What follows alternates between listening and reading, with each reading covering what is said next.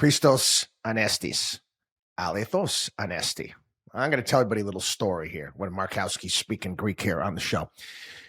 Christ is risen, Christos Anestis, alethos Anesti. He is risen indeed. This past Sunday, Holy Week, I went to Mass with my wife to her Orthodox church. They do a vigil Mass at midnight. At midnight, usually breaking the fast tradition. But then I went to my church, went to my Catholic Mass at 7:00 in the morning, Easter Sunday, and I was packed, wall to wall people, kids. It was great. Anyway, the priest is giving his homily, and he's telling a story, and it kind of hit with me because he, like myself, he's an outsider, an exerno to the Greeks, but his best friend growing up was Greek. And 5 years ago, he's telling the story. His friend died, and the mom there, his friend's mom was like overwhelmingly concerned about him, and always stayed in contact with him. They went to school together at the University of Florida, and he telling the story. This is the same thing that I deal with in my household. And Christ is risen. He is risen indeed. My mother-in-law, she picks up the phone right now. That's what she says. And say hello. She says, Christos Anesti. Anyway, to go along with that, they have a neat little tradition that you do with the eggs. They have an egg crack tradition where my mother-in-law dies. Of course, they dye these eggs bright red, and that's to symbolize the blood of Jesus and his sacrifice. The egg itself symbolizes the tomb of Christ. And on Easter Sunday, everybody gets their egg, and you play like a little egg crack game where you like smack someone's egg. They're hard-boiled eggs, obviously. And, if your egg cracks, well, you lose. The other one that doesn't. But anyway, symbolizes the opening of the tomb. And priest is telling the story to everybody there. And again, Mass packed.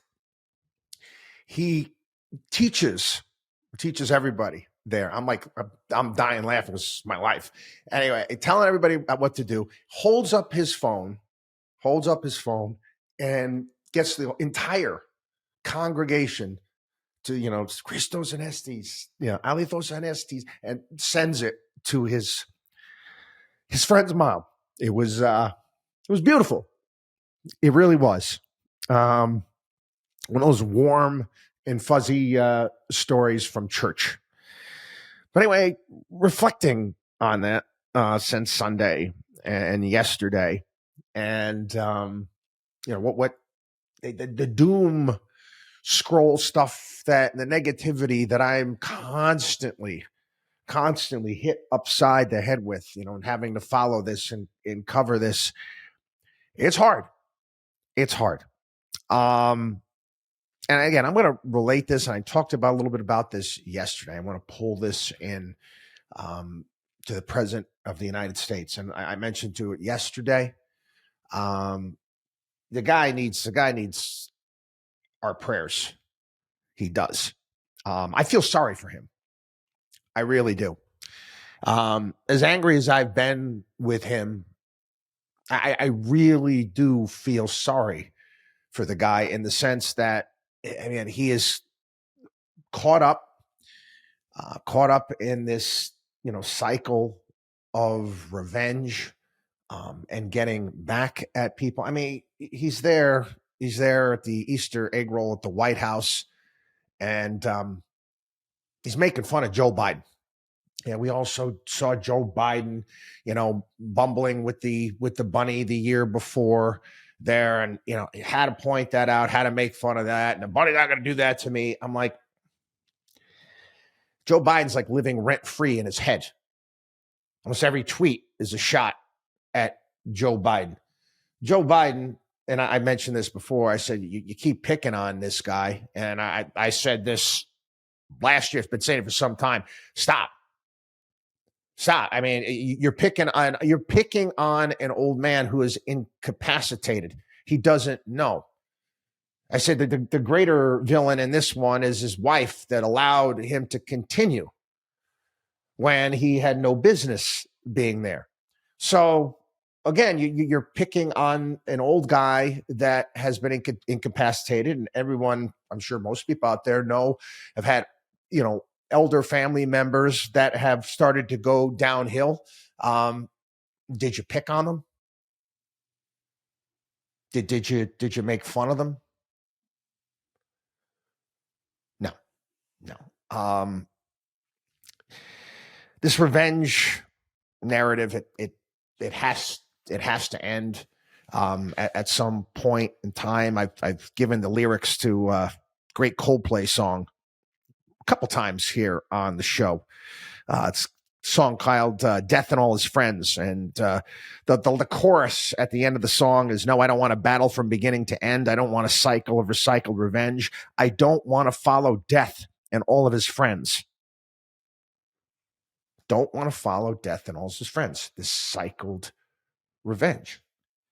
And you're talking about guys, you're president of the United States. You're the most powerful person in the entire world. Why do you bear these others' mind? And I know you see it all over social media with, again, all of the MAGA vitriol, that takes place out there from all of these influencers that are all caught up in revenge and making fun of people and tearing them down.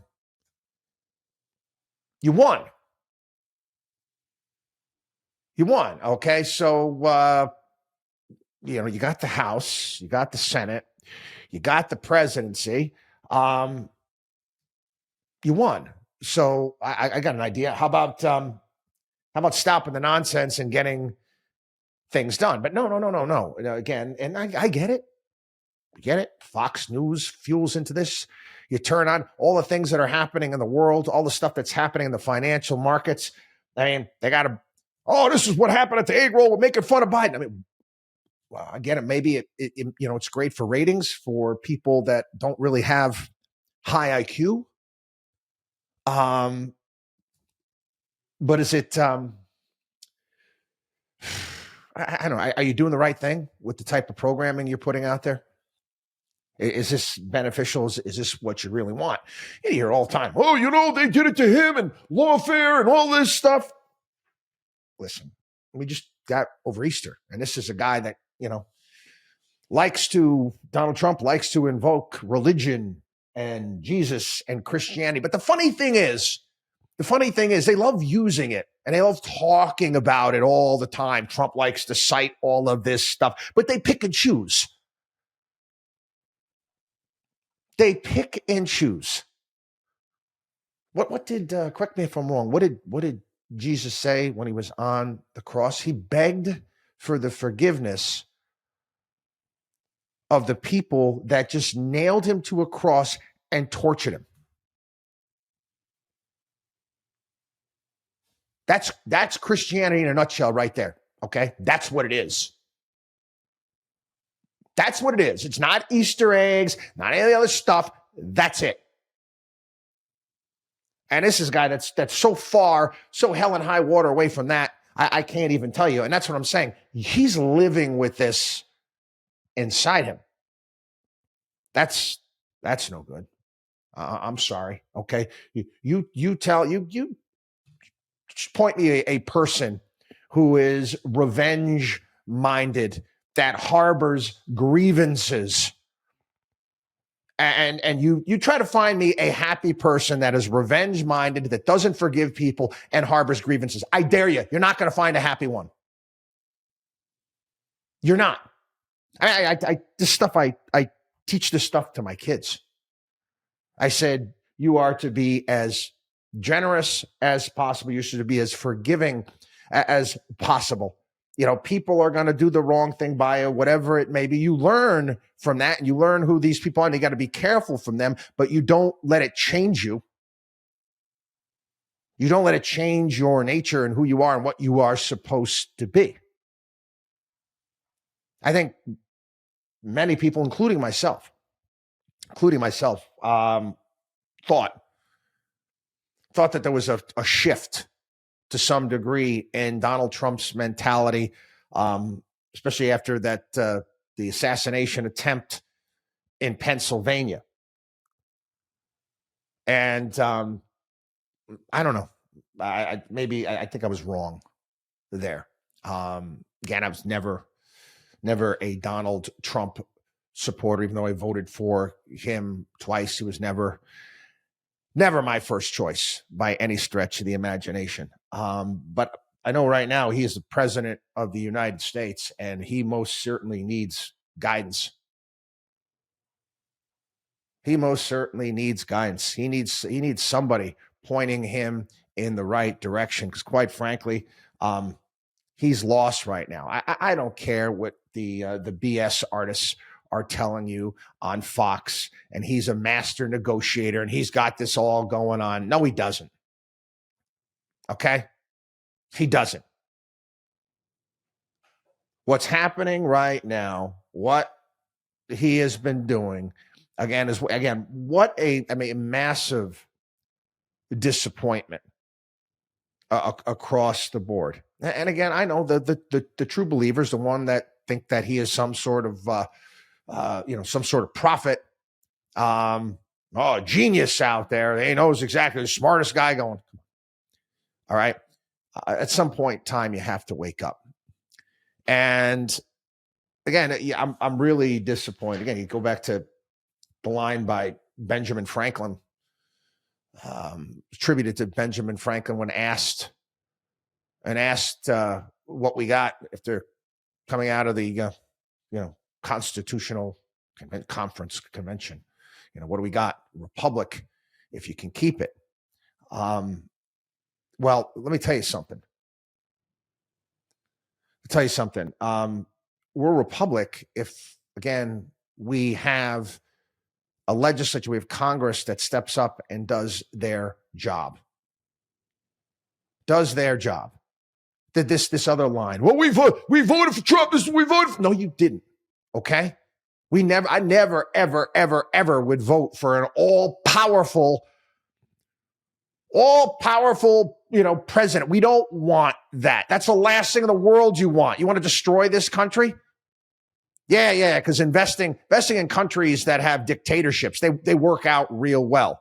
We have checks and balances for a reason.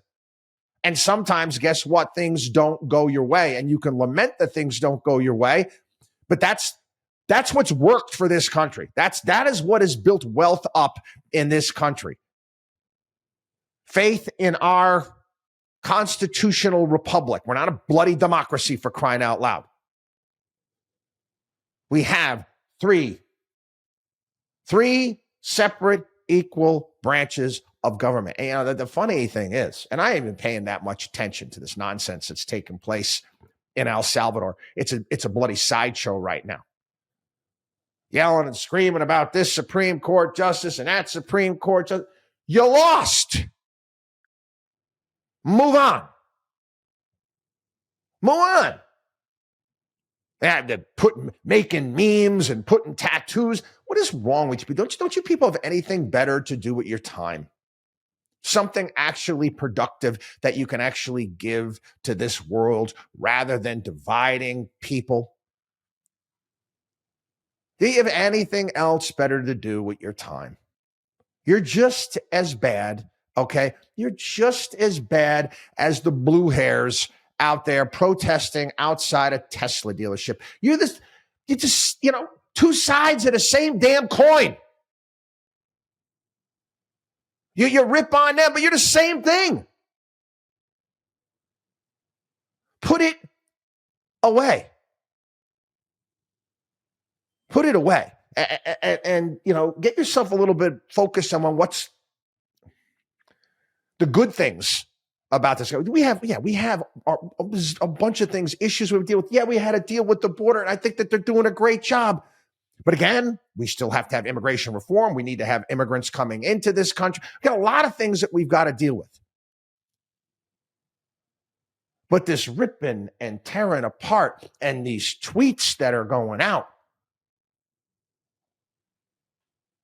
what purpose does it serve? To rile the base up, get the people going? Well, maybe we shouldn't worry about getting the people going. Maybe we should worry about trying to bring the country together. Maybe we should stop. Just throwing out there. Maybe we should stop trying to rip on Biden. Maybe we should just put an end to that, for crying out loud. Stop ripping on the old man. All right? You're in charge now. Own it. Own it. And again, like I said, nothing we can do. I think he's lost his way. I feel bad for the guy. I do, because he's obviously not a happy human being. Okay? I don't care what type of persona he's putting out there. It's bullshit. Like I said, show me one person with that amount of darkness and the ability to tweet out and to be that nasty. Show me one person that's actually like that that's actually truly a happy individual. You can't. It's not possible. Pray for the guy. That's all I got to say. Christos Anesti, WatchDog on Wall Street.com.